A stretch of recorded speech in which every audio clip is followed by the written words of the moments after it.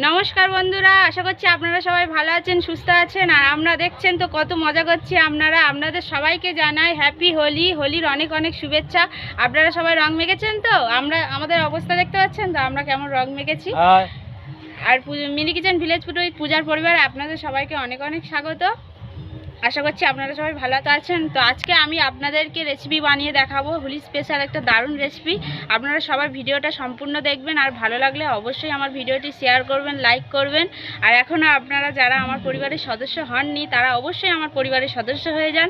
তাড়াতাড়ি নিচে থাকা সাবস্ক্রাইব বাটনটি প্রেস করে পাশে থাকা বেল আইকনটি প্রেস করে অল নোটিফিকেশানে ক্লিক করে দেবেন। বুঝতেই তো পারছেন এত এক্সাইট হয়ে পড়েছি যে কথাও জড়িয়ে যাচ্ছে, প্রচুর আনন্দ করছি আমরা সবাই মিলে। তার ফাঁকে একটু সময় বের করে আপনাদের সাথে কথা বলে নিলাম।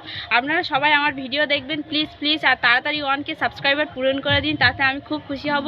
আর আপনারা সবাই ভালোবাসলে আমি তাড়াতাড়ি বড় হতে পারবো, সবার ভালোবাসা দিলেই আমি বড় হতে পারবো।